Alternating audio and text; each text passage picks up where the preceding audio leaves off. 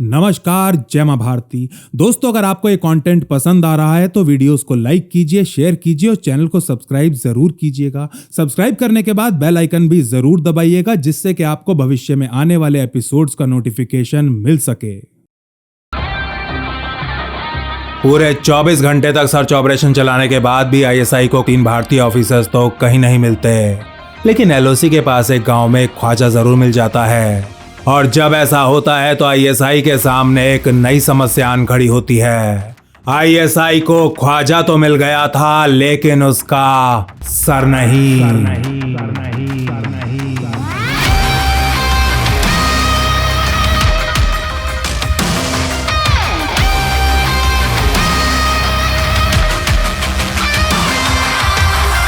लगभग 24 घंटे तलाशी लेने के बाद आईएसआई को ख्वाजा का प्राणों से हीन शरीर बिना सर के अत्यंत बुरी हालत में पड़ा हुआ मिला था। सुंजवान हमले का मास्टरमाइंड नंबर 2 ख्वाजा शाहिद उर्फ मियां मुजाहिद, एलईटी का एक अत्यंत खूंखार कमांडर, जिसकी हालत देख आज आईएसआई का क्रूर से क्रूर अफसर भी उल्टियां कर रहा था।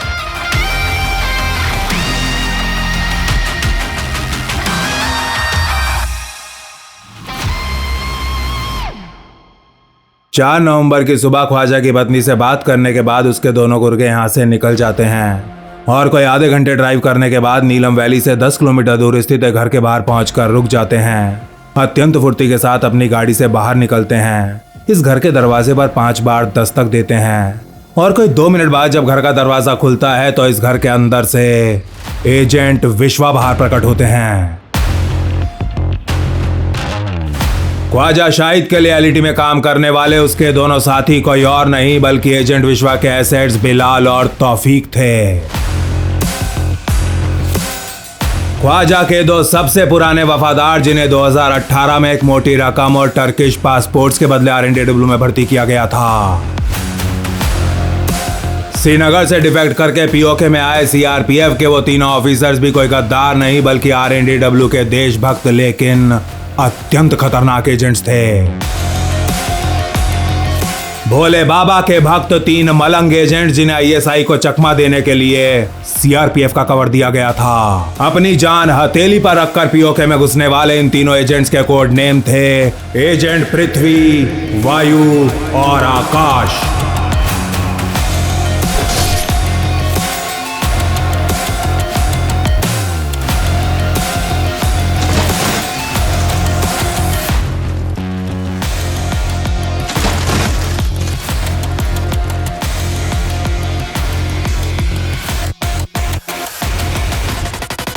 सीआरपीएफ के गद्दार ऑफिसर्स का भेष धारण करके पीओके में घुसे आरएनडब्ल्यू के इन 3 एजेंट्स ने अपना काम कर दिया था। सुंजवान हमले में भारतीय फौजियों के साथ साथ उनके मासूम बीवी बच्चों का खून बहाने वाले ख्वाजा शाहिद को आरएनडब्ल्यू ने बिल्कुल वैसी ही मुक्ति दी थी जैसी कि उसे मिलनी चाहिए थी।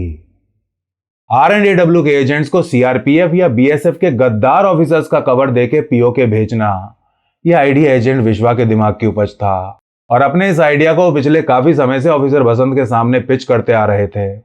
एजेंट विश्वा लगभग 2 दशक पीओके में बिता चुके थे और इसीलिए आईएसआई के काउंटर इंटेलिजेंस एजेंट्स और आतंकियों की मानसिकता को बहुत अच्छे से समझने लगे थे। उन्हें पूरा विश्वास था कि पैरामिलिट्री के ऑफिसर्स को डबल एजेंट बना के पीओके में डिफेक्ट कराया जा सकता है। ये काम बहुत ज्यादा मुश्किल तो है, लेकिन यदि इसकी प्लानिंग को फूंक फूंक के किया जाए तो असंभव नहीं। लेकिन साथ ही वो ये भी जानते थे कि आईएसआई वाले ऐसे भारतीय पैरामिलिट्री ऑफिसर्स की पूरी कुंडली तैयार करेंगे। आईएसआई द्वारा अपने लोगों को उनके गांव और रिश्तेदारियों तक में भेजा जाएगा। इसीलिए आज से कोई 2 साल पहले उन्होंने और ऑफिसर बसंत ने सीआरपीएफ और बीएसएफ की हजारों पर्सनल फाइल्स को खंगालना शुरू कर दिया था। उनके द्वारा ऑफिसर रैंक के ऐसे पर्सनल की तलाश की जा रही थी जिनकी आइडेंटिटी यानी कि पहचान आरएनडब्ल्यू के इस कोवर्ट मिशन में एकदम फिट बैठती हो। पूरे 4 महीने तक तलाश करने के बाद ऑफिसर बसंत और एजेंट विश्वा को कुल 17 ऐसे ऑफिसर्स मिल गए थे और ये 17 के 17 ऑफिसर्स अपनी आइडेंटिटी को इस ऑपरेशन में उधार देने के लिए केवल एक रिक्वेस्ट पर तैयार हो गए थे। लगभग 3 हफ्ते तक चले प्रोसेस के बाद ऑफिसर बसंत ने 17 में से 3 सीआरपीएफ ऑफिसर्स को अपने मिशन के लिए चुना था। 3 ऑफिसर्स जिनका नाम और पहचान ही नहीं बल्कि पूरी जिंदगी आरएनडब्ल्यू एजेंट्स को दी जानी थी। ऑफिसर बसंत दशकों से आईएसआई और पाकिस्तानी फौज को स्टडी करते आ रहे थे। वो अच्छे से जानते थे कि पाकिस्तानी एजेंट्स दुनिया की हर चीज को धर्म के चश्मे से देखते हैं। ऐसा करना उनकी पढ़ाई लिखाई, उनकी ट्रेनिंग का हिस्सा जो होता है। यही कारण था कि उनके द्वारा चुने गए सीआरपीएफ के तीनों ऑफिसर्स धर्म से मुसलमान थे। 3 भारतीय मुसलमान जो ख्वाजा को ऊपर भेजने के लिए अपनी और अपने परिवारों की जिंदगी हंसते हंसते खतरे में डालने को तैयार हो गए थे। आईएसआई के जॉइंट काउंटर इंटेलिजेंस ब्यूरो यानी कि जेसीआईबी को झांसा देने के लिए रचा जा रहा है। यह मिशन नहीं बल्कि एक मृग तृष्णा थी, एक छलावा था। और इस महाछलावे के लिए RNDW द्वारा अपने 3 सबसे शातिर एजेंट्स को चुना जाता है। ज्यादातर समय गुप्त रहने वाले 3 ऐसे एजेंट जिनके चेहरे ऑफिसर बसंत के अलावा पूरी RNDW में आज तक केवल 2-3 लोगों ने ही देखे थे। इन एजेंट्स को सीआरपीएफ का कवर देने के बाद RNDW द्वारा कश्मीर और पीओके में एक जानकारी लीक कर दी जाती है कि सीआरपीएफ के 3 ऑफिसर्स आईएसआई से कांटेक्ट करना चाहते हैं। एस्पियोनाज की दुनिया में इस टेक्निक को फीलर्स छोड़ना कहा जाता है। RNDW द्वारा गढ़ी गई कवर स्टोरी के अनुसार कश्मीर में पोस्टेड इन सीआरपीएफ ऑफिसर्स का मोदी और भारत सरकार से पूरी तरह मोह भंग हो चुका था। इन अफसरों के दिल में मोदी और बीजेपी के प्रति इतनी ज्यादा नफरत जन्म ले चुकी थी कि अपने ही देश के साथ गद्दारी करने को तैयार हो गए थे। बस फिर क्या था, जैसे ही ये फीलर्स इंटेलिजेंस के तालाब में चारे की तरह डाले जाते हैं, आईएसआई की कुछ हल्की फुल्की मछलियां खुद ब खुद कांटे में आ फंसती हैं। श्रीनगर में एक्टिव आईएसआई के कुछ एसेट्स आखिरकार इन तीनों एजेंट से संपर्क कर ही लेते हैं और सीआरपीएफ के वो 3 ऑफिसर जिनकी आइडेंटिटी इन एजेंट्स को दी गई थी, उन्हें और उनके परिवारों को बिना किसी विलंब एक क्लासिफाइड लोकेशन पर भेज दिया जाता है। 3 नवंबर 2023 की शाम तीनों एजेंट्स का एलओसी क्रॉस करना पूरी तरह वास्तविक लगे और आईएसआई को किसी प्रकार का कोई शक ना हो, इसके लिए ऑफिसर बसंत द्वारा राष्ट्रीय राइफल्स की रोमियो फोर्स से सहायता ली जाती है।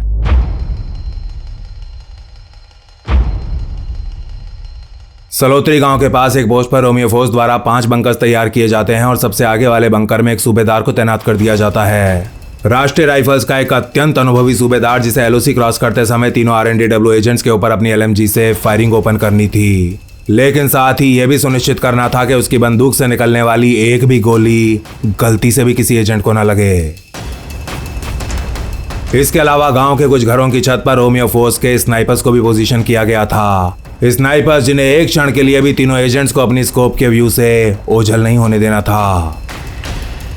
इस बात की पूरी संभावना थी कि एजेंट्स के एलओसी क्रॉस करते समय आईएसआई इनके साथ डबल क्रॉस करेगी, यानी कि इन तीनों को रास्ते में ही मारने का प्रयास किया जाएगा। इसी आशंका के चलते एजेंट विश्वा द्वारा एलओसी पर मौजूद बिलाल और तौफीक को एक पेजर दिया गया था।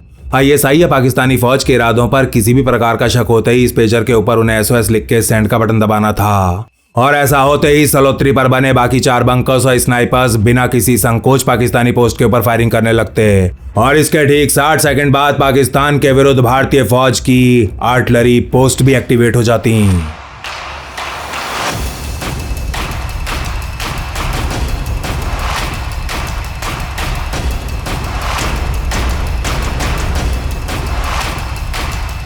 कहने का मतलब यह कि रोमियो फोर्स द्वारा पाकिस्तानी पोस्ट को युद्ध स्तर पर एंगेज करने का इंतजाम किया गया था और यह सब किया गया था जिससे कि प्लान फेल होने की स्थिति में RNDW के तीनों एजेंट्स को सकुशल वापस लाया जा सके।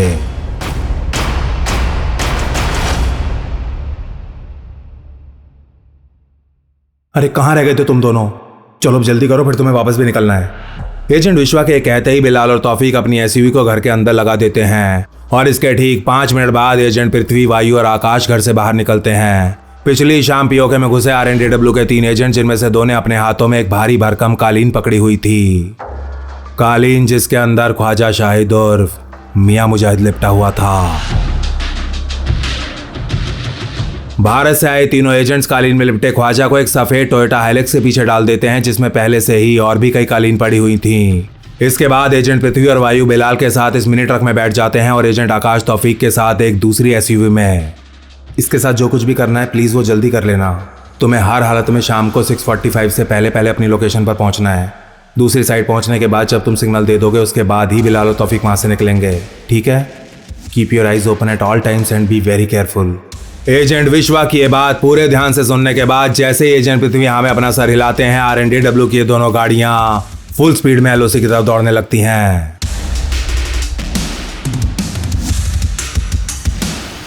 छह नवंबर की सुबह कुछ घंटे और सर्च करने के बाद आईएसआई को ख्वाजा का सर भी बरामद हो ही जाता है। और जब ये समाचार आप पारा पहुंचता है तो आईएसआई हेडक्वार्टर्स की एक एक ईंट थर्रा उठती है। ख्वाजा के शरीर पर मिले जख्मों की डिटेल सुन एक मामूली से एजेंट से लेकर खुद आईएसआई चीफ तक सबके दिलों में दहशत दौड़ने लगती है।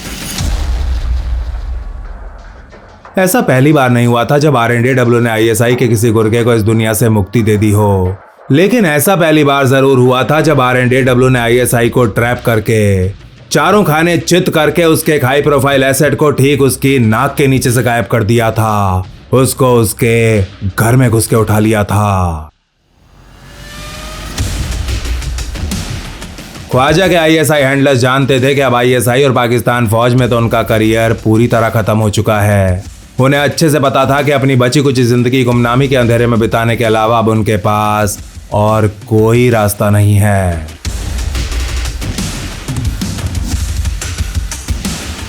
एजेंट विश्वा, उनकी पत्नी सुमित्रा, बिलाल और तौफीक और इन चारों की सहायता से ख्वाजा को ठिकाने लगाने वाले एजेंट पृथ्वी, वायु और आकाश, आरएनडीडब्ल्यू के लिए काम करने वाले सातों एजेंट्स अगले 24 घंटों के भीतर आईएसआई और पाकिस्तान की पहुंच से बहुत बहुत दूर जा चुके होते हैं।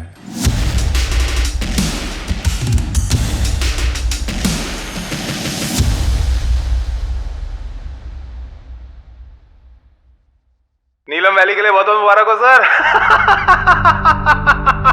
लाहौर से एजेंट बाली ऑफिसर बसंत को ख्वाजा की बधाई दे रहे थे। हाँ, तुम्हें मुबारक हो बाली। असली मेहनत तो तुम ही लोगों की है यार, मेरा क्या है। पर खेल अभी आधा ही खत्म हुआ है, इसलिए मेरी बात ध्यान से सुनो। अपने बॉस से सुनते ही एक रेस्टोरेंट में बैठे एजेंट बाली तुरंत खड़े हो बाहर सड़क पर आ जाते हैं। बाली, अभी के भी अंदर से बात करो, सब लोग कुछ दिनों के लिए ग्राउंड से बाहर हो जाओ। जहन्नुम वालों ने इब्लिस के आसपास कड़ी फील्डिंग लगा दी होगी, आउट होने का रिस्क बहुत ज्यादा है। तुम्हें मेरी बात समझ में आ रही है ना? I want absolutely no adventures. मामला ठंडा होने तक मुझे कोई शरारत नहीं चाहिए। ऑफिसर बसंत से सुन एजेंट बाली के चेहरे पर एक उदासी छा जाती है। मैं तो समझ गया सर, लेकिन वो इंदर आयशा को लेके बहुत ज्यादा परेशान है। उस बेचारी ने अपना काम कब का कर दिया है, लेकिन अभी तक यहीं फंसी हुई है। उसे तो बाहर निकलवा दो ना सर प्लीज। नहीं बाली यार, नो, अभी ये नहीं हो पाएगा यार। मैंने तुमसे पहले भी कहा था कि मैच खत्म होने तक उसको यहीं रहना पड़ेगा। और वैसे भी उसका कवर अभी पूरी तरह इंटैक्ट है, मैं उसकी दोबारा जरूरत पड़ सकती है। Bali, if we play this right तो ये सब बहुत जल्दी खत्म हो जाएगा। आज ये पहली बार नहीं था जब आयशा को उसके देश वापस भिजवाने के लिए एजेंट बाली या एजेंट इंदर नई दिल्ली से गुहार लगा रहे हो। ठीक है सर, मैं इंदर को समझाने की कोशिश करता हूँ, पर वो क्या है ना कि उस लड़की के साथ वो कुछ ज्यादा अटैच हो गया है, इसलिए काफी परेशान है बेचारा। हम सब परेशान है बाली, क्या ध्वनि परेशान नहीं है? उस बेचारी को ये सब करने में बहुत मजा आ रहा है। समझाओ इंदर को, इन फालतू के इमोशंस की हम सबको कितनी बड़ी कीमत चुकानी पड़ेगी। घुसाओ उसके भेजे में। और फिर भी नहीं समझता तो cut him loose. Officer Basant के मुंह से निकला ये आखिरी वाक्य सुन एजेंट बाली के कान लाल पड़ जाते हैं। नहीं सर, समझ जाएगा वो। प्लीज आप शांत हो जाइए, मैं समझाता हूँ ना उसको। क्यों नहीं समझेगा? आप टेंशन मत लीजिए, मैं समझा दूंगा उसको। आमिर हमजा को लेकर ऑफिसर बसंत का आकलन एकदम सटीक सिद्ध हुआ था। ख्वाजा के ऊपर जाने के बाद भी हमजा की ईगो उसे अंडरग्राउंड नहीं होने दे रही थी। सुंजवान हमले के समय यानी कि 2018 में आमिर हमजा ख्वाजा का हैंडलर हुआ करता था, और आज 2023 में जब उसे यह पता चला कि उसके प्यारे ख्वाजा के साथ आरएनडीडब्ल्यू ने कितना भयावह सलूक किया है, तब भी वो ऐसा दिखाने का प्रयास कर रहा था जैसे कि सब कुछ नॉर्मल हो। ख्वाजा के बाद यदि एक दिग्गज ब्रिगेडियर को पाकिस्तान के दिल लाहौर में कुछ हो जाता तो इस बार आईएसआई की भयंकर शीशा लेदर होती। इस शीशा लेदर से बचने के लिए आईएसआई 24/7 हमजा के ऊपर नजर बनाई हुई थी। आरएनडीडब्ल्यू एजेंट्स का उस तक पहुंच पाना कतई संभव नहीं था, और इसीलिए ना चाहते हुए भी उन्हें कुछ समय के लिए एक बार फिर स्लीपर मोड में जाना पड़ता है। ख्वाजा को ऊपर गए पूरे 5 महीने बीत चुके थे। जेएम के मुफ्ती वकास को तो राष्ट्रीय राइफल्स ने मार्च 2018 में ही ऊपर भेज दिया था। अब ख्वाजा भी परलोक से दार चुका था, लेकिन तीसरे टारगेट की सांसें अभी भी चल रही थीं। 2024 में मार्च का महीना शुरू होते होते एजेंट ध्वनि एक बार फिर आमिर हमजा को टेल करना शुरू कर चुकी थी, लेकिन अत्यंत सावधानी के साथ। ये वो समय था जब घर के अंदर आईएसआई का ज्यादातर ध्यान टीटीपी, बीएलए और इमरान खान के ऊपर केंद्रित था, और घर के बाहर भारत के जम्मू में भारत में अगले महीने आम चुनाव शुरू होने वाले थे। नरेंद्र मोदी का तीसरी बार प्रधानमंत्री बनना लगभग तय माना जा रहा था और इस बार उनके पहले दिन से ही आईएसआई उन्हें एक के बाद एक जोरदार झटके देने का प्लान बना रही थी। 2024 शुरू होते ही एक तरफ तो आईएसआई ने अपने ज्यादातर रिसोर्सेज भारत के जम्मू और कश्मीर में लगाए हुए थे और दूसरी तरफ उसके लोग सोशल मीडिया पर पाकिस्तानी फौज के खिलाफ उठने वाली आवाजों का दमन करने में व्यस्त थे। कहने का मतलब यह कि 2024 में मार्च का महीना आते आते आईएसआई अपने इस रिटायर्ड ब्रिगेडियर के ऊपर कोई ज्यादा ध्यान नहीं दे रही थी। दिल्ली में बैठे ऑफिसर बसंत इसी मौके का इंतजार कर रहे थे। दिन था 20 अप्रैल 2024 और हर शाम की तरह आज की शाम भी आयशा अपने एक हाई प्रोफाइल कस्टमर के लिए खुद को तैयार करने में व्यस्त थी कि ठीक 7:30 बजे उसके फ्लैट की डोरबेल बज उठती है। वो दरवाजा खोलती है तो उसके सामने उसका दलाल वज्जी और सूट बूट पहने एक आदमी खड़ा होता है। काम के सिलसिले में कराची से इस्लामाबाद आया एक अमीर बिजनेसमैन जो वापस जाने से पहले थोड़ा एंजॉय करने के मूड में था। आयशा को ऊपर से लेकर नीचे तक अच्छे से देखने के बाद व्यापारी वज्जी की ओर देख अपना सर हाँ में हिलाता है और फिर अपनी पैंट की जेब से एक मोटी सी नोटों की गड्डी निकाल उसके हाथ में थमा देता है। नोट हाथ में आते ही वज्जी आयशा की तरफ एक इशारा करता है और फिर वापस मुड़ लिफ्ट की तरफ चलना शुरू कर देता है। उसके वापस जाते ही मुस्कुराती हुई आयशा इस व्यापारी का हाथ पकड़ इसे बड़े ही प्यार से अपने फ्लैट के अंदर ले जाती है और दरवाजा बंद करते ही फूट फूट के रोने लगती है। वो आयशा मेरी बहन क्या कर रही है? आवाज बाहर चली जाएगी। चुप कर जा मेरी माँ, भगवान के लिए चुप कर जा। सूट बूट पहने आयशा का कस्टमर बनके इस्लामाबाद आया व्यापारी कोई और नहीं बल्कि R&AW के एजेंट बाली थे। अच्छा भगवान, नहीं तो जीसस के लिए चुप कर जा, लेकिन चुप कर जा मेरी बहन, चुप कर जा, प्लीज चुप कर जा। कैसे चुप हो जाऊं?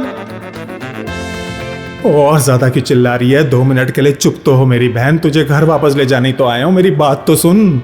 काफी ज्यादा मिन्नतें करने के बाद जब आयशा थोड़ी शांत होती है तो एजेंट बाली उसे पूरा प्लान बताना शुरू करते हैं।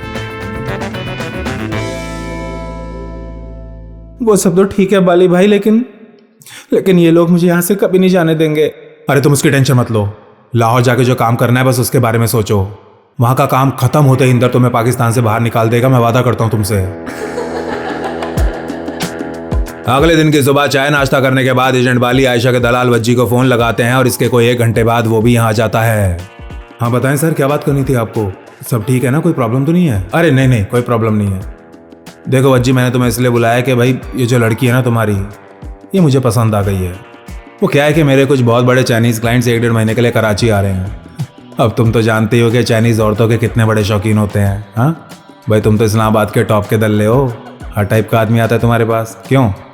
एजेंट बाली के मुंह से सुन वज्जी का चेहरा गर्व से खिल उठता है। अब भाई ये जो लड़की है तुम्हारी, उनके जैसी दिखती भी है और अच्छी खासी अंग्रेजी भी बोल लेती है, इसलिए मैं सोच रहा था कि इसे कुछ दिनों के लिए उनकी एस्कॉर्ट बना लूं। वैसे तुम डिटेल्स वगैरह छोड़ो और ये बताओ कि यार पैसा कितना लगेगा। एजेंट बाली ये कहते हैं तो वज्जी के चेहरे का भाव पूरी तरह बदल जाता है। सर मुझे ऊपर वालों से बात करनी पड़ेगी, सॉरी बट इतना सिंपल नहीं है। छोड़ यार, ऊपर का टाइम नहीं है, दोपहर को फ्लाइट है मेरी। ये बोलते हुए जैसे ही एजेंट बाली गुस्से में खड़े होते हैं वज्जी उनके सामने गिड़गिड़ाना शुरू कर देता है। अरे आप तो नाराज हो गए सर, मेरी बात तो सुने। मैंने मना थोड़ी किया है, पर मेरे ऊपर भी लोग हैं जनाब, इन कामों का भी एक तरीका होता है। अबे ओ दल्ले, अब तू मुझे काम करने का तरीका बताएगा? तेरे ऊपर जो लोग हैं वो साले बड़े दल्ले, उन्हें पैसे चाहिए ना। ये ले रख पैसे, ले रख और रख, और ये ले मेरा ID कार्ड भी रख। अपने बैग से पूरे 5 लाख रुपए और अपना नेशनल आइडेंटिटी कार्ड निकाल एजेंट बाली वज्जी के सामने मेज पर रख देते हैं। नादरा द्वारा इशू किया गया एक ID कार्ड जिसके ऊपर नाम के आगे लिखा हुआ था जावेद शेरानी। देख भाई वज्जी, मैंने कुछ ज्यादा बोल दिया हो तो उसके लिए सॉरी, लेकिन तुझे जो भी इंक्वायरी करनी है यार फटाफट कर ले। 1 घंटे बाद मैं एयरपोर्ट के लिए निकल जाऊंगा, मैं रुकूंगा नहीं। एजेंट बाली से उनका फर्जी ID कार्ड और 5 लाख रुपए लेने के बाद वज्जी फ्लैट से बाहर निकलने लगता है। आपका एडवांस मेरे पास आ गया है सर, प्लीज मुझे 1 घंटे का टाइम दीजिए, मैं आपको कॉल करके बताता हूँ। 1, 2, 3, 4। वज्जी के जाते ही एजेंट बाली और आयशा उसकी कॉल के इंतजार में अपने अपने नाखून चबाने लगते हैं। कोई 1.5 घंटे बाद आयशा का फोन बजता है और कुछ सेकंड बात करने के बाद वो फोन एजेंट बाली को पकड़ा देती है। हाँ भाई वज्जी, क्या चल रहा है यार, ये क्या मसला है? ओ मुंह बंद करो, बात सुन मेरी। और शादी नहीं करनी है इसके साथ। हाथ नहीं मांग रहा हूं तेरी इस रांड का, इसके साथ बस कुछ दिन बिताने हैं। पूरे 5 मिनट तक वज्जी को मोटी मोटी गालियां देने के बाद एजेंट बाली अचानक चुप हो जाते हैं और फिर कुछ सेकंड बाद फोन काटते ही आयशा की तरफ देखते हुए कहते हैं, चल बेटा फटाफट तैयार हो, चल निकलना है। आयशा से कहते एजेंट बाली अपने बैग से एक दूसरा फोन निकाल इससे एक नंबर डायल करने लगते हैं। हाँ हेलो इंदर भाई, गाड़ी ले आओ, नीचे आ रहे हैं। पिछली रात से एजेंट इंदर आयशा के अपार्टमेंट की पार्किंग में ड्राइवर का भेष धारण करके बैठे हुए थे और उसे इस बारे में कोई जानकारी नहीं थी। एजेंट बाली और इंदर चाहते तो आयशा को यहां से भगा भी सकते थे, लेकिन आयशा का काम देखने वाले गैंग का पैसा ISI और रेंजर से लेकर पुलिस और कस्टम्स सबके पास जाया करता था। यदि वो आयशा को भगाकर इस्लामाबाद से लाहौर ले जाने का प्रयास करते तो इस बात की पूरी संभावना थी कि उन्हें रास्ते में ही गिरफ्तार कर लिया जाता। आयशा समेत RNDW के दोनों एजेंट्स तो बेमौत मारे ही जाते, लेकिन साथ ही ऑपरेशन पर लोग भी खटाई में पड़ जाता।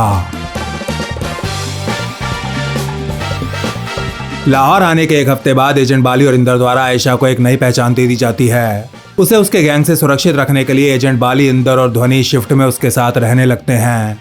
आयशा के लिए नाडिया के नाम से लाहौर के गुलबर्ग में घर भी किराए पर ले लिया जाता है और उधर एजेंट बाली और इंदर DHA में काम करने वाले ऐसे एम्प्लॉइज की तलाश में जुट जाते हैं जो विदेशी लड़कियों का शौक रखते हों।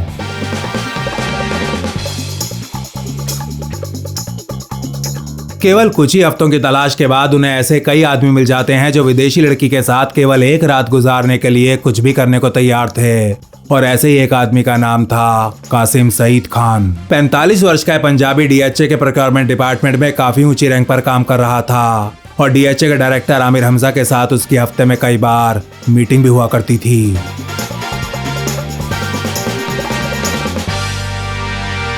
कासिम को अपने जाल में फांसने के लिए एजेंट ध्वनि ने एक हाई प्रोफाइल मैडम यानी कि कॉल गर्ल्स और एस्कॉर्ट सप्लाई करने वाली महिला का भेष धारण किया था। ध्वनि को कासिम से मिलवाने का काम एजेंट इंदर ने DHA में ही काम करने वाले एक इंजीनियर को पैसे खिला के करवाया था। बिना कोई समय गवाए कासिम की मुलाकात आयशा और नाडिया से करवा दी गई थी और मई का अंत आते आते कासिम आयशा का रेगुलर कस्टमर बन चुका था। इस समय तक एजेंट इंदर आयशा को कम से कम 100 बार उसका मिशन समझा चुके थे। इस बार भी उसे बिल्कुल वो ही करना था जो उसने कर्नल लस्टी के साथ किया था। लेकिन जहां कर्नल लस्टी के अंदर दुनिया के सारे ऐप थे, वहीं ये कासिम 5 वक्त का नमाजी था और शराब को हाथ तक नहीं लगाता था। इसीलिए इस बार अपने शिकार को शीशे में उतारने के लिए आयशा के पास सिर्फ और सिर्फ अपने रंग रूप और अदाओं का सहारा था। 11 जून 2024 की रात कासिम अपने ऑफिस से सीधा आयशा के घर पहुंच जाता है। आज मंगलवार था और वो ज्यादातर शुक्रवार के दिन 7-8 बजे के आसपास यहाँ आया करता था। इसलिए जब उसने आज की शाम आयशा को फोन किया तो वो थोड़ा चौंक गई थी। उसने बात एजेंट बाली, इंदर और ध्वनि को बता दी थी और एहतियात के तौर पर इन तीनों एजेंट्स ने उसके घर के ऊपर लगातार नजर बनाई हुई थी। इसके अलावा आयशा के घर में जगह जगह स्पाई कैम्प्स और माइक्रोफोन्स भी प्लांट किए गए थे। घर के अंदर होने वाली हर बात और गतिविधि को एजेंट इंदर द्वारा रियल टाइम में मॉनिटर किया जा रहा था। किसी भी प्रकार का खतरा महसूस होने की स्थिति में आयशा को एक कोडवर्ड का इस्तेमाल करना था और ऐसा होते ही RNDW के तीनों एजेंट्स अपनी साइलेंसर लगी 9mm पिस्टल्स के साथ इस घर के अंदर घुस जाते हैं।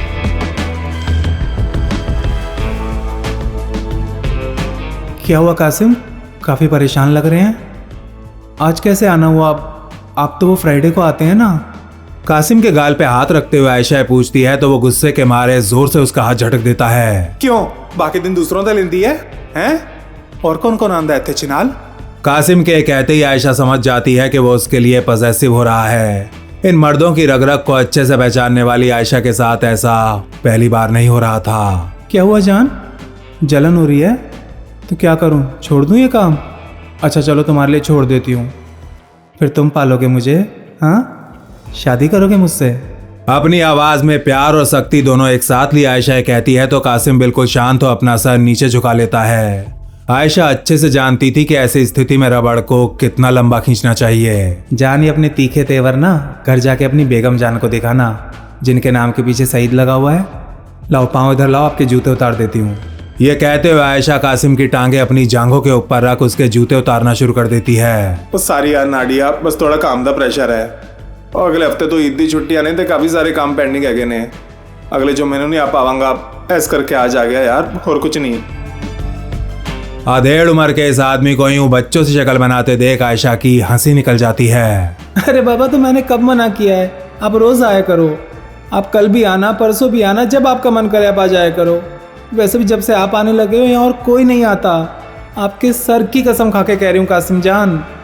आयशा के कहते ही कासिम उसे अपनी बाहों में भर ऊपर से नीचे तक चूमना शुरू कर देता है।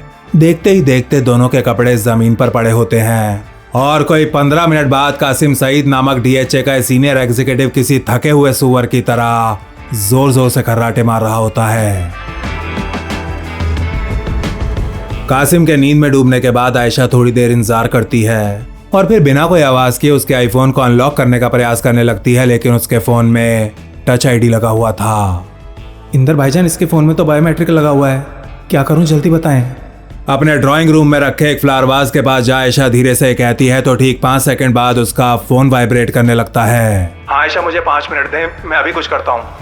आयशा को होल्ड पे डाल इंदर अपने फोन पर इस घर के कुछ दिन पुराने सीसीटीवी वीडियोस खंगालने में लग जाते हैं और कोई 10-15 मिनट ढूंढने के बाद उन्हें कासिम की एक ऐसी रिकॉर्डिंग मिल ही जाती है जिसमें वो अपने दाएं हाथ की पॉइंटिंग फिंगर यानी कि तर्जनी उंगली से अपने फोन को अनलॉक कर रहा था। आयशा उसके सीधे हाथ की तर्जनी उंगली से ट्राई करो, पॉइंटिंग फिंगर से। एजेंट इंदर के कहते ही आयशा अपना फोन काट वापस बेडरूम में आ जाती है और अपनी सांसें रोक कासिम के दाएं हाथ की तर्जनी उंगली से किसी तरह उसके फोन को अनलॉक कर ही लेती है। अगली सुबह ठीक 6 बजे उठने के बाद कासिम फटाफट नहाता है और बहुत ही जल्दबाजी में अपने कपड़े पहनने लगता है। तो मैंने उठाया क्यों नहीं यार नाडिया, मैंने रात ही घर जाना सीखा।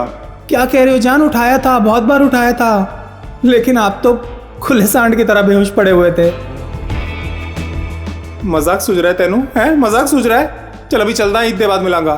ठीक है जान, पर प्लीज कॉल करते रहना, बहुत याद आएगी तुम्हारी। आरामखोर साला कुत्ता।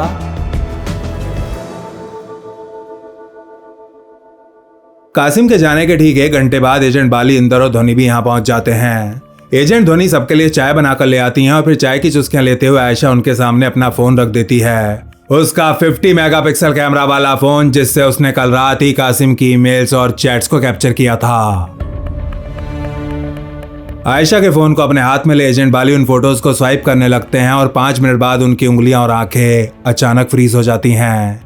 एजेंट बाली का चेहरा देख एजेंट धोनी भी अपना चाय का कप नीचे रख देती हैं और उस फोटो के ऊपर एक नजर डालते ही मुस्कुराने लगती हैं और फिर 5 सेकंड बाद ये तीनों एजेंट्स एक साथ जोर जोर से हंसना शुरू कर देते हैं। R&AW के तीनों एजेंट्स इस फोटो को देख खुशी के मारे झूम उठे थे। वो एक ईमेल की फोटो थी, कासिम को सीसी करके भेजी गई एक ईमेल जिसका सेंडर कोई और नहीं बल्कि खुद ब्रिगेडियर आमिर हमजा था। 2018 में हुए सुंजवान हमले का मेन मास्टरमाइंड आमिर हमजा, जो इस ईमेल में अपनी टीम को इन्फॉर्म कर रहा था कि वो 17 से लेकर 20 जून तक अवेलेबल नहीं होगा। वो 2-3 दिन के लिए अपनी बड़ी बेटी की ससुराल जा रहा था, इसलिए जब तक कोई इमरजेंसी ना हो उसे बिल्कुल भी डिस्टर्ब ना किया जाए। हमजा के ऊपर जाने का समय आ चुका था।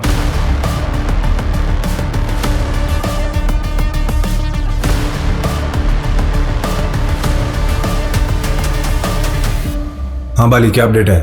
सर वो इबलिस 17 तारीख को ईद मनाने अपनों के बीच अंदरूने मुल्क जा रहा है। क्या क्या, कहाँ जा रहा है, किसके बीच जा रहा है भाई? सर आप भी मीम शिम नहीं देखते हो क्या? अरे बाली मजाक छोड़ो और काम की बात करो यार। अरे सर काम की बात ही तो कर रहा हूँ। इबलिस 3-4 दिन के लिए अपनी बड़ी बेटी की ससुराल जा रहा है चकवाल, शायद उसकी फैमिली भी साथ होगी। हे भगवान, इंटर पक्की है, कोई डाउट तो नहीं है ना बाली? 100% पक्की है सर, 100% पक्की है। मैंने कुछ फोटोज क्लाउड के ऊपर डाली हैं, आप खुद देख लीजिए। Amazing job Bali, really good work. Seat tight for a day और 2, फिर आगे बात करते हैं। इस बार इंटेलिजेंस 100% सॉलिड थी और ऑफिसर बसंत जानते थे कि हमजा को ठिकाने लगाने का इतना सुनहरा मौका R&AW को दोबारा नहीं मिलने वाला। अपनी बड़ी बेटी की ससुराल जाने के लिए हमजा को लाहौर से चकवाल तक का 286 किलोमीटर का सफर तय करना था, जिसमें उसे कोई 4 घंटे का समय लगने वाला था। और अब R&AW को बस ये डिसाइड करना था कि इस रास्ते में उसे कहां टारगेट किया जाए। इस समय तक R&AW की कमान सामंत गोयल से रवि सिन्हा के हाथों में आ चुकी थी। रवि सिन्हा सामंत गोयल के सेकंड इन कमांड हुआ करते थे और ऑपरेशन परलोक की प्लानिंग में पहले दिन से शामिल थे। ऑफिसर बसंत से पूरी अपडेट लेने के बाद रवि सिन्हा अपनी कुर्सी से खड़े होते हैं, अपने ऑफिस में रखी गोल्फ स्टिक को उठा 2-3 बार हवा में स्विंग करते हैं और फिर वापस अपनी कुर्सी पर बैठते हुए कहते हैं, ठीक है Basant, I will inform the prime minister. Good luck. उधर ऑफिसर बसंत के साथ अनेकों कॉल्स करने के बाद एजेंट बाली, इंदर और ध्वनि ऑपरेशन परलोक की तीसरी और अंतिम स्टेज का प्लान फाइनल कर चुके थे। आयशा को उसकी नई फिलिपिनो आइडेंटिटी और पासपोर्ट के साथ आउटर लाहौर में स्थित एक सेफ हाउस भिजवा दिया गया था और हमजा को ऊपर भेजने के लिए अफगानिस्तान से 4 शार्प शूटर्स को भी बुलवा लिया गया था। खास इसी काम के लिए बुलाए गए इन अफगान शार्प शूटर्स को सरगोदा में पड़ने वाले फुलरवान नामक एक इलाके में हमजा को टारगेट करना था। मिशन की बारीक से बारीक प्लानिंग को फाइनल किया जा चुका था, किसी प्रकार की कोई कंफ्यूजन नहीं थी। लेकिन ये जेम्स बॉन्ड की फिल्मी दुनिया में होने वाला कोई फिल्मी मिशन नहीं था, बल्कि रियल टाइम में होने वाला वास्तविक दुनिया का एक अत्यंत वास्तविक मिशन था। और वास्तविक दुनिया में कई बार घटनाएं आपकी योजना के ठीक उलट घट जाया करती हैं।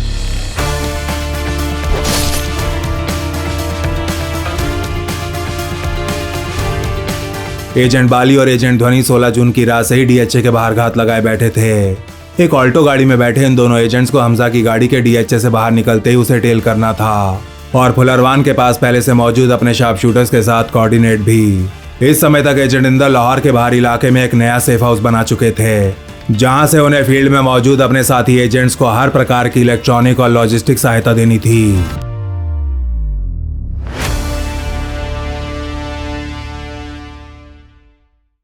रिटायर्ड ब्रिगेडियर आमिर हमजा, उसकी पत्नी साफिया और छोटी बेटी मुस्कान को अपनी हुंडई लैंड्रा गाड़ी में डीएचए से निकले को 1 घंटा हो चला था।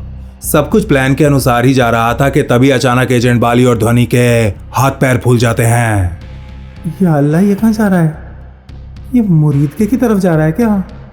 भाईजान, इब्लिस मुरीद की तरफ क्यों जा रहा है? इसे तो शेखुपुरा जाना था, ये मुरीद की तरफ क्यों जा रहा है? अरे मुझे क्या पता कहाँ जा रहा है? ये साला छोटे रास्ते की जगह इतना लंबा रास्ता क्यों ले रहा है? यहाँ से चकवाल पहुंचने में तो कम से कम 1.5 घंटा ज्यादा लगता है।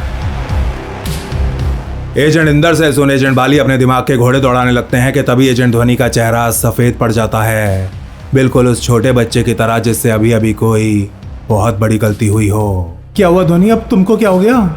एजेंट बाली ये पूछते हैं तो एजेंट ध्वनि की आंखों से आंसू टपकने लगते हैं। क्या बात है भाई मेरी बहन, बहुत बढ़िया भाई, बहुत बढ़िया। तुमको भी अभी औरत बनना है, अभी तुमको एटॉमिक ब्लॉन्ड से पाकीज़ा बनना है भाई, हैं? बहुत बढ़िया भाई।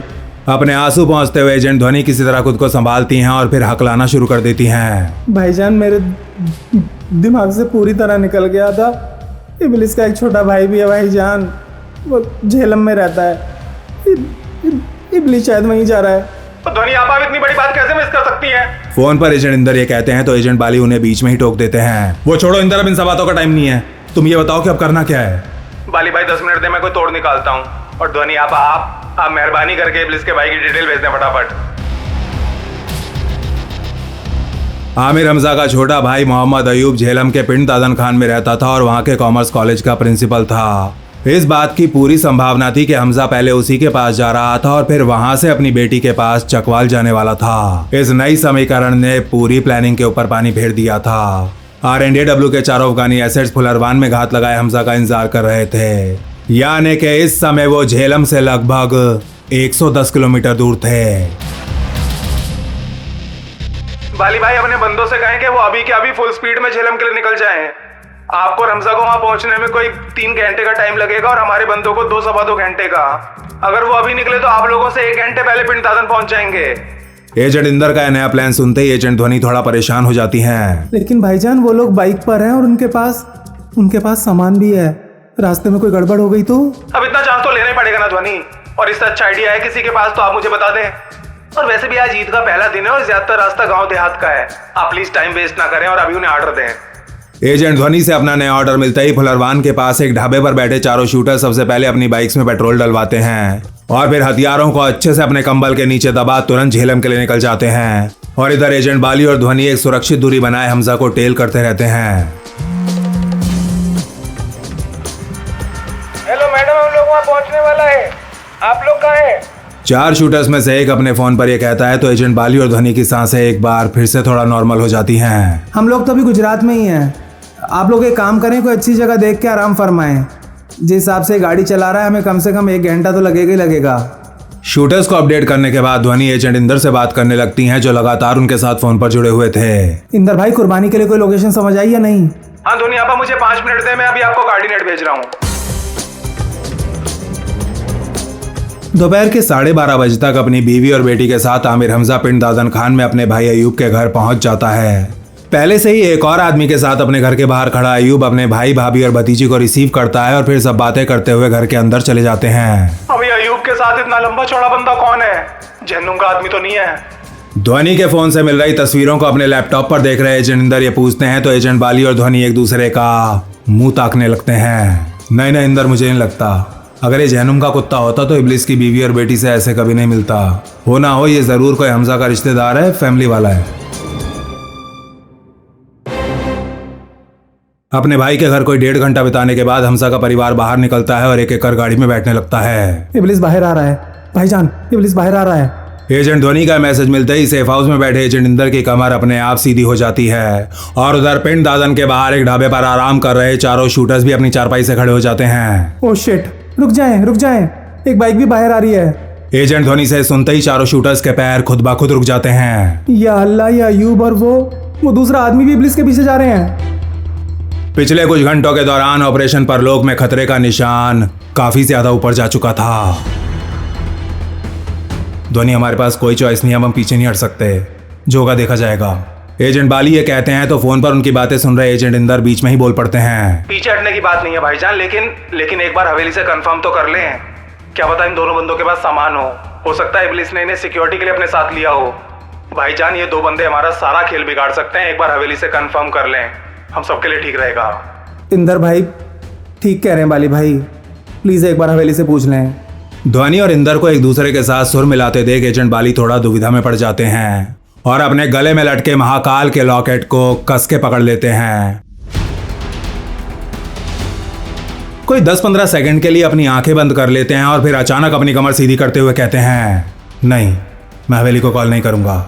एजेंट बाली के बोलते ही ध्वनि और इंदर दोनों पूरी तरह अवाक रह जाते हैं। देखो इंदर, ध्वनि, तुम अच्छे से जानते हो कि मौका हमें कितनी मुश्किल से मिला है। अगर 4 साल की मेहनत पर पानी फेरना है तो मैं अभी हवेली को कॉल कर लेता हूँ, और अगर नहीं तो फिर जल्दी करो, ज्यादा टाइम नहीं है हमारे पास। एजेंट इंदर और ध्वनि जानते थे कि एजेंट बाली बिल्कुल ठीक बोल रहे हैं। उनके चेहरे पर उमड़ रहे विश्वास और जोश को देख एजेंट ध्वनि की सारी घबराहट गायब हो जाती है। ठीक है बाली भाई, जो होगा देखा जाएगा। वैसे भी आज ईद उल अज़हा का पहला दिन है, अल्लाह को कुर्बानी तो देनी पड़ेगी ना। आज या तो इस इब्लिस की गर्दन ज़िबा होगी या फिर हमारी।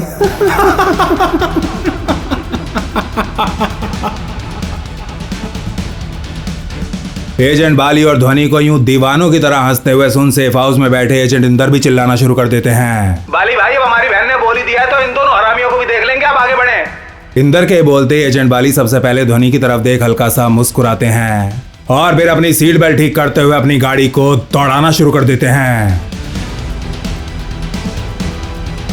आप दादन खान की तरफ चलना शुरू करें, वो निकल गया है।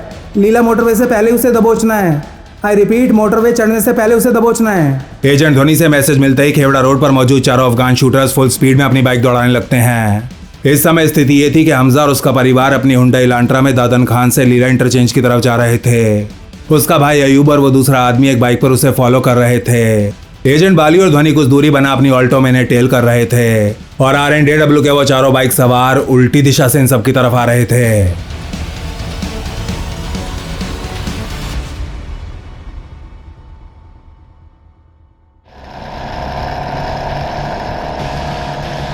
हेलो, इब्लिस का गाड़ी हमको दिख रहा है, लेकिन हम रॉन्ग साइड पर है।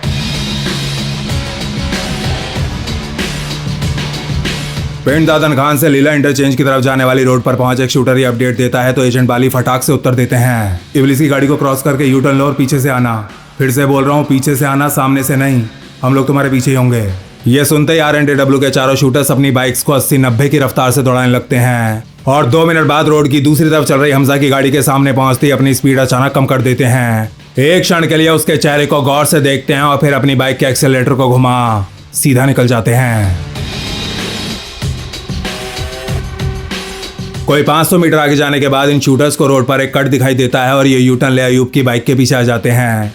अब स्थिति ये थी कि पिंड दादन की इस मेन रोड पर सबसे आगे हमजा, उसके पीछे बाइक पर अयूब और वो दूसरा आदमी। इन दोनों के पीछे RNW के वो चारों शार्प शूटर्स और इन सब के पीछे अपनी ऑल्टो में एजेंट बाली और ध्वनि ड्राइव कर रहे थे। नो नो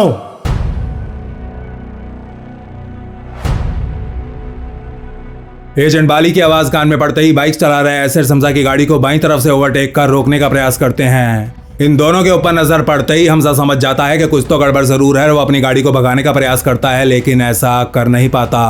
उसके आगे सामान से लदा एक ट्रक जो चल रहा था। हमजा को भागने का प्रयास करते देख उसके बाईं तरफ चल रही दोनों बाइक्स उसकी गाड़ी के और ज्यादा करीब आ जाती हैं और इससे पहले कि कोई कुछ समझ पाता पिछली सीटों पर सवार दो एसेट्स अपने शॉट्स को हवा में उड़ाते हुए 44 बोर की असॉल्ट राइफल्स बाहर निकाल लेते हैं और अपनी चलती हुई बाइक से हमजा के ऊपर निशाना साधते हुए अपनी उंगलियों से ट्रिगर दबा देते हैं।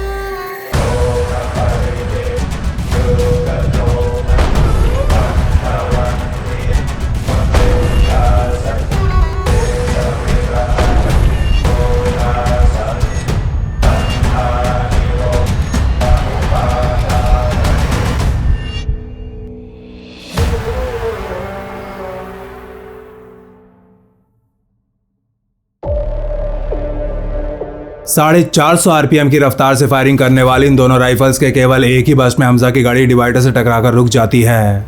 अपने भाई के ऊपर फायरिंग होते देख पीछे से आ रहा अयूब और उसका साथी अपनी बाइक नीचे गिरा आगे की तरफ भागने लगते हैं कि तभी एक शूटर अपनी बाइक से नीचे उतर आता है और इन दोनों की तरफ अपनी राइफल तानते हुए अपना सर नामे हिलाने लगता है।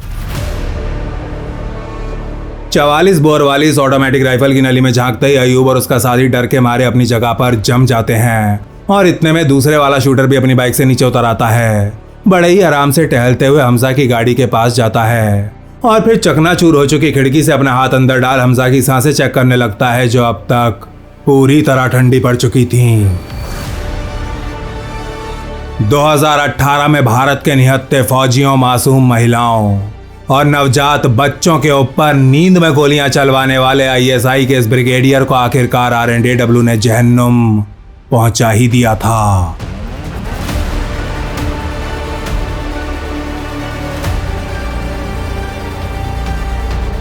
वैसे तो ऑफिसर बसंत द्वारा अपने एजेंट्स को सख्त निर्देश दिए गए थे कि हमजा के अलावा किसी भी सिविलियन को एक खरोंच तक नहीं आनी चाहिए, लेकिन कागज के ऊपर प्लान बनाने और उसे एग्जीक्यूट करने में जमीन आसमान का अंतर हुआ करता है।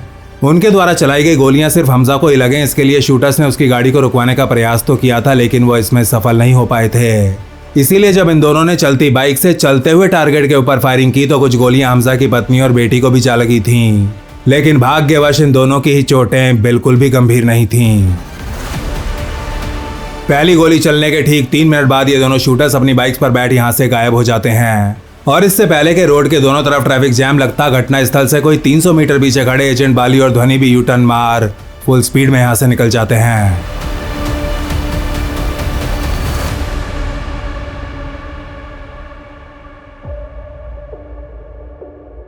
इधर हमजा अपनी आखिरी सांस लेता है और उधर एजेंट इंदर नई दिल्ली में बैठे अपने नाखून चबा रहे ऑफिसर बसंत को कॉल लगाते हैं। हाँ इंदर, क्या हुआ, क्या अपडेट है? और कोई अपडेट नहीं है बसंत भाई, बस ऐसे ही आपको ईद मुबारक कहने के लिए फोन किया था। ये सुनते ही ऑफिसर बसंत के शरीर में ऊपर से लेकर नीचे तक एक बिजली सी कौंध जाती है और एक क्षण के लिए तो उन्हें अपने कानों पर विश्वास ही नहीं होता। क्या कहा इंदर मेरे भाई, एक बार फिर से बोलो जरा। ऑफिसर बसंत ये कहते हैं तो इस बार एजेंट इंदर अपनी कुर्सी से खड़े हो जाते हैं और जोर जोर से हवा में उछलते हुए चिल्लाना शुरू कर देते हैं। ईद मुबारक भाईजान, ईद मुबारक, ईद मुबारक, ईद मुबारक।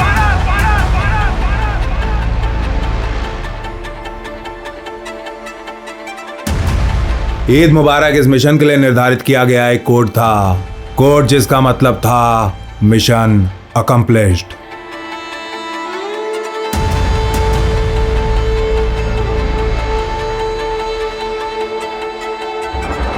अपने कानों में ये जादुई शब्द पढ़ते ही ऑफिसर बसंत रोना शुरू कर देते हैं। वो ऑफिसर बसंत जिनके चेहरे पर ज्यादातर समय एक सा भाव हुआ करता था, वो ऑफिसर बसंत जो ना कभी बहुत ज्यादा खुश होते थे और ना कभी बहुत ज्यादा दुखी। वो ऑफिसर बसंत ये खबर मिलते ही आज एक बच्चे की तरह रो रहे थे।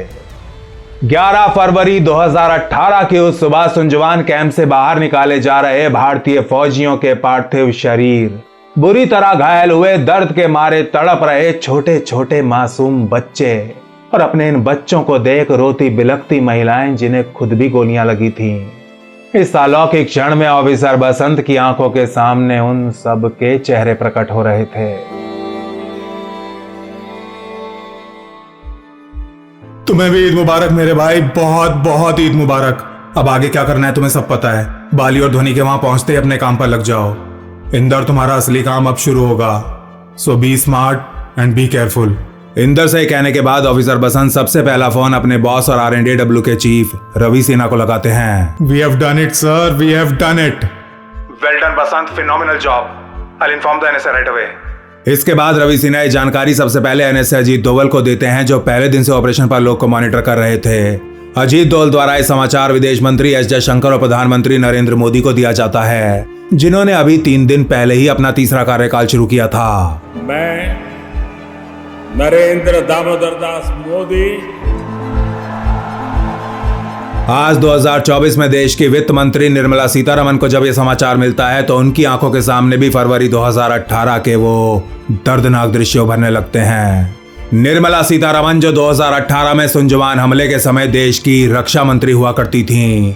निर्मला सीतारमण जिन्होंने उस दिन वीर गति को प्राप्त हुए फौजियों, उनके परिवारों और देश की जनता को ये वचन दिया था, Pakistan will pay for this misadventure. Tamil Nadu की आयरन लेडी कही जाने वाली ये भारत की वित्त मंत्री आज लाख प्रयास करने के बाद भी अपनी आंखों को नीर बहाने से नहीं रोक पा रही थी।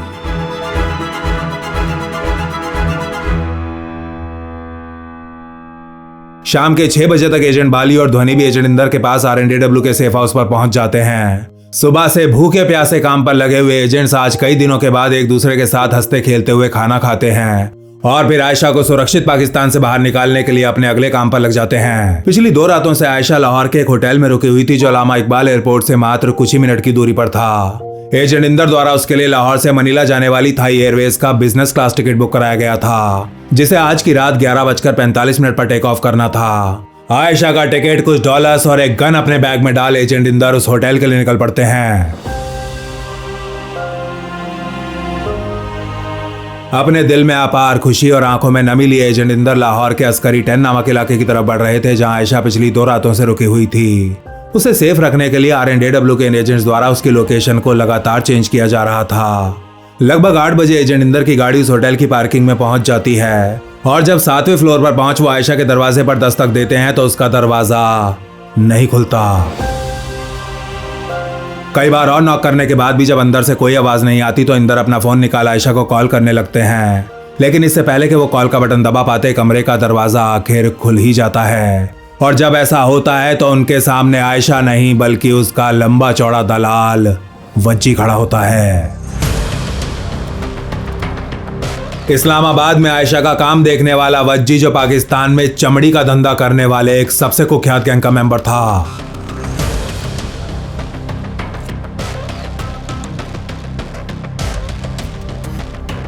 इससे पहले कि एजेंट इंदर को समझ पाते उनके सामने खड़ा वज्जी उन्हें कॉलर से घसीटता हुआ नीचे जमीन पर पटक देता है।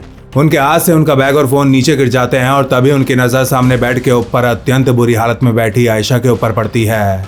सुबक सुबक कर रो रही आयशा, जिसके कपड़े जगह जगह से फटे हुए थे और मुंह से थोड़ा खून भी बह रहा था। तेरी बहन को बहन क्या नाम है तेरा? इंदर नाम है ना तेरा? यार है तू इसका? और वो मादर का बच्चा कहाँ है जो इसको भगा के लाया था? कहाँ है वो? गुस्से के मारे पागल हो चुका वज्जी नीचे फर्श पर पड़े एजेंट इंदर के ऊपर ताबड़तोड़ लाते बरसा रहा था। सब पता है मुझे बहन, तेरी सरांड ने सब उगल दिया। इंदर नाम है ना तेरा और वो भड़वे का बच्चा तेरा साथी वो बाली है ना? अब देखो तुम गद्दारों को चीर के चौराहे पे नहीं टांगा रहा मादर। एजेंट इंदर के सर, पेट और कमर के ऊपर अपने जूतों से बिना रुके वार कर रहा वज्जी पागलों की तरह चिल्लाता रहता है और वो बिना कोई आवाज किए बिल्कुल चुपचाप सिर्फ आयशा की ओर देखते रहते हैं। तेरे इस बैग में क्या मादर? क्या इस बैग में? ये बोलते हुए जैसे ही वज्जी फ्लोर पर पड़े उस बैग की तरफ बढ़ता है, एजेंट इंदर अपने बाईं तरफ पड़ी मेज की ओर छलांग लगाते हैं और मेज पर रखे कांच के गिलास को उठा जमीन पर दे मारते हैं। उन्हें ऐसा करते देख जैसे ही वज्जी पीछे की तरफ मुड़ता है, एजेंट इंदर बिजली की रफ्तार से वापस खड़े हो कांच का एक मोटा सा टुकड़ा उसकी गर्दन में घोंप देते हैं। अपने दोनों हाथों से अपनी गर्दन को दबाता हुआ वज्जी नीचे फर्श पे गिरने लगता है। उसे नीचे गिरते देख एजेंट इंदर बड़े ही आराम से अपना बैग उठा उसके अंदर से एक 9mm बरेटा और एक साइलेंसर निकालते हैं। साइलेंसर को बरेटा की नोजल के साथ अटैच करते हैं अपने कपड़ों को थोड़ा ठीक करने के बाद बेड पर रखा एक तकिया उठाते हैं और इस तकिए को वज्जी के मुंह से सटा अपनी गन को तकिए के ऊपर लगा देते हैं। बच्चे जरा अपना मुंह उधर कर ले। एजेंट इंदर ये कहते हैं तो बहुत ज्यादा घबराई हुई आयशा अपना मुंह पीछे की तरफ घुमा लेती है और ऐसा करते ही उसे एक के बाद एक 3 राउंड्स की आवाज सुनाई देती है और इस आवाज के तुरंत बाद बारूद की भीनी भीनी महक भी।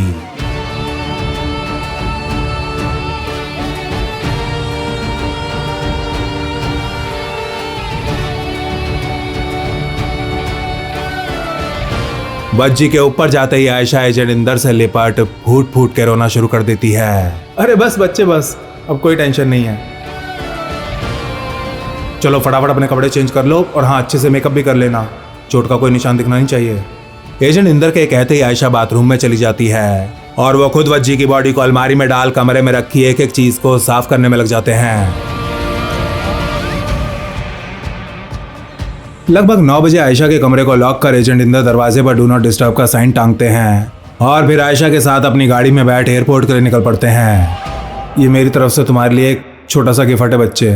पीछे की सीट से एक अच्छा सा डिजाइनर पर्स उठा एजेंट इंदर आयशा की गोद में रख देते हैं। क्या हुआ, अच्छा नहीं लगा? मुझे पहले ही पता था। नहीं इंदर भाई नहीं, इट्स रियली ब्यूटीफुल, बहुत अच्छा है। इस पर्स के ऊपर अपना हाथ फेर रही आयशा एक बार फिर रोना शुरू कर देती है। ना बच्चे ना, क्या कर रही है, मेकअप खराब हो जाएगा। बिल्कुल भी नहीं रोना है आपने। और बैग को खोल के तो देखो जरा, तुम्हारा असली गिफ्ट तो अंदर है। किसी तरह मुस्कुराने का प्रयास करते हुए आयशा पर्स खोलती है तो उसे अंदर थाई एयरवेज का एक बिजनेस क्लास टिकट, $4000 से भरा हुआ एक लिफाफा और एक इंटरनेशनल क्रेडिट कार्ड रखा हुआ मिलता है। थैंक यू इंदर भाई, थैंक यू वेरी मच। नहीं आयशा बच्चे, thank you and very sorry. अच्छा मेरी बात ध्यान से सुनो, रास्ते में किसी से भी कोई फालतू बात नहीं करनी है। फ्लाइट टेक ऑफ करने के 9-10 घंटे बाद तुम मनीला पहुंच जाओगी। और हाँ, जैसा हमने तय किया था, क्यूरासाओ के एक बैंक में तुम्हारा अकाउंट भी चालू हो गया है। ये पकड़ो, ये उसकी डिटेल्स हैं। अपनी जेब से कागज का टुकड़ा निकाले जिंदर आयशा के हाथ में थमा देते हैं। और हाँ बच्चे, इस कागज के पीछे एक ईमेल आईडी भी लिखा हुआ है। लाइफ में कभी भी कोई भी प्रॉब्लम हो तो बस सलाम भाईजान लिख के भेज देना। अभी एजेंट इंदर आयशा को सब कुछ समझा ही रहे थे कि तभी लाहौर एयरपोर्ट आ जाता है। 5 मिनट तक थोड़ी और बातें करने के बाद वो गाड़ी से नीचे उतरते हैं। डिक्की में रखा आयशा का छोटा सा बैग निकालते हैं और फिर दूसरी साइड का दरवाजा खोल उसे बाहर आने को कहते हैं। हाँ आयशा, एक और बात, अंदर एयरपोर्ट से एक बड़ा सा टूरिस्ट बैग और उसमें रखने के लिए कुछ कपड़े और सामान ले लेना। इंटरनेशनल फ्लाइट में एक छोटा सा बैग लेके जाओगी तो किसी को शक हो सकता है बच्चे। आयशा को इंस्ट्रक्शंस देते हुए एजेंट इंदर उसके साथ चलते रहते हैं और कुछ देर बाद एयरपोर्ट का डिपार्चर गेट भी आ ही जाता है। बस बच्चे, इससे आगे का सफर तुझे अकेले तय करना है, मैं नहीं आ सकता। ध्यान से जाना और लैंड करते उस वाले नंबर पे SMS कर देना, भूलना मत। एजेंट इंदर ये कहते हैं तो आयशा अपने आंसू रोकने का प्रयास करने लगती है। उसे पता था कि अगर उसने फिर से आंसू बहाए तो उसके इंदर भाई से उसे फिर डांट सुनने को मिलेगी। ठीक है इंदर भाई, लेकिन आप भी तो अपना ख्याल रखा करें और अब ये सब छोड़ के प्लीज सेटल हो जाएं, शादी वादी कर लें। हाँ कर लूंगा, और जब करूंगा तो तुम्हें कार्ड भी भेजूंगा ना। चलो अब जाओ, फिर एंट्री बंद हो जाएगी। चलो।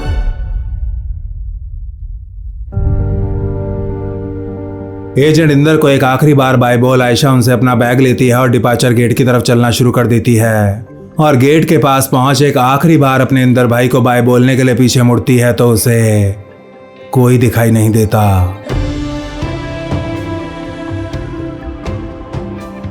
इस समय तक एयरपोर्ट की भीड़ में गुम हो चुके एजेंट इंदर नहीं चाहते थे कि आयशा उन्हें रोते हुए देखे। उसे यहाँ से यूं जाते हुए देख आज उन्हें ड्रोन स्ट्राइक में मारी गई अपनी छोटी बहन की याद जो आ रही थी। उनकी लाडली छोटी बहन जो आज जिंदा होती तो आयशा के बराबर ही होती।